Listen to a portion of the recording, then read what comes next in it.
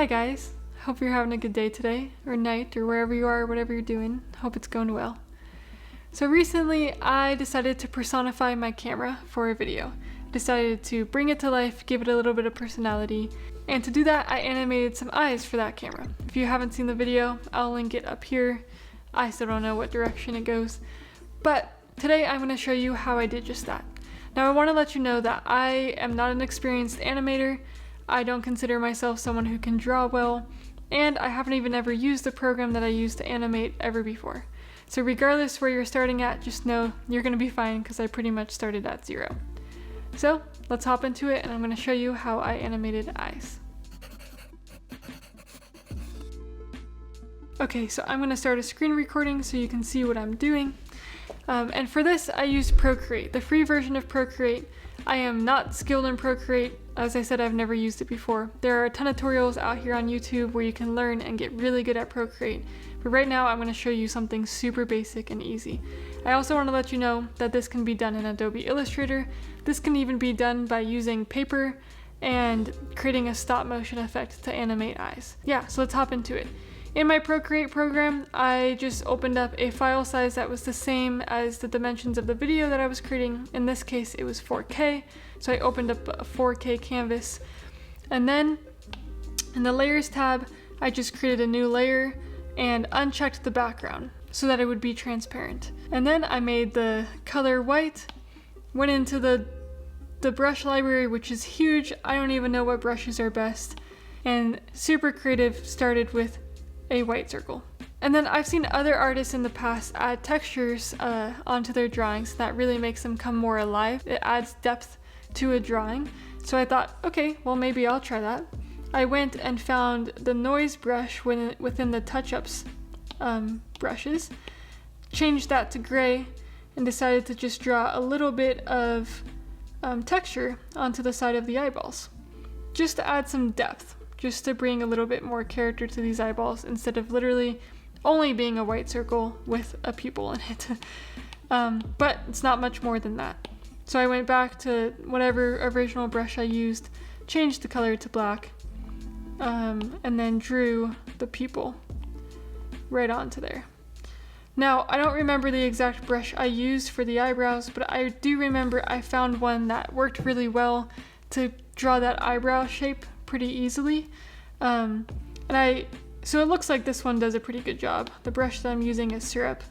So I just drew little eyebrows on there. Took a while until I got something that I really liked.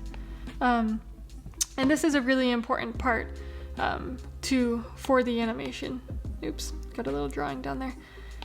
I think that eyebrows are one of the most important things to express emotion in eyes. The shape of the eyes will also express emotion. Like when you're happier, you're gonna have a little bit more of a squeeze of the eye. Sadder, I drew a little bit more of like a dip in the eyes. And that's how I took my camera through those emotions.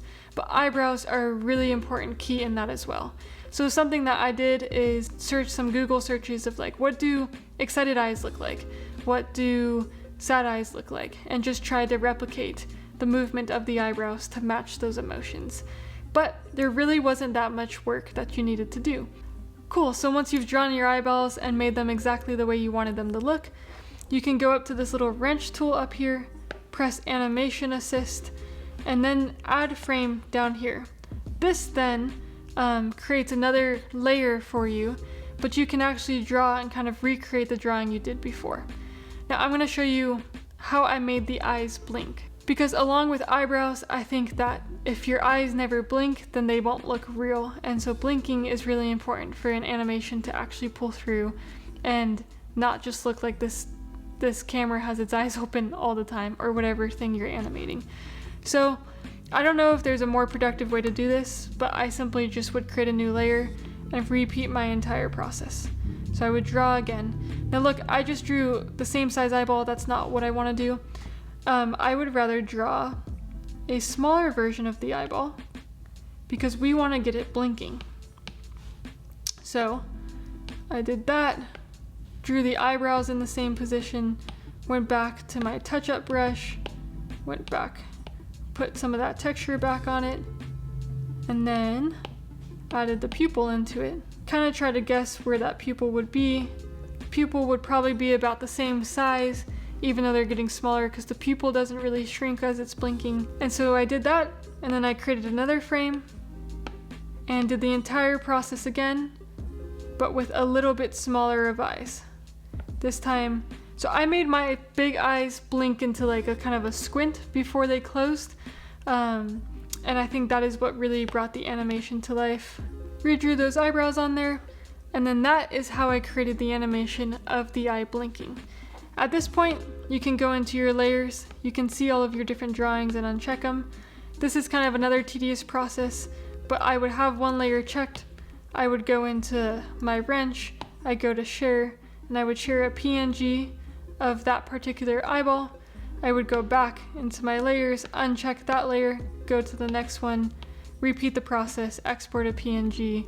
A PNG file is important because a PNG is what is going to give you that transparent background to then bring into your editing program.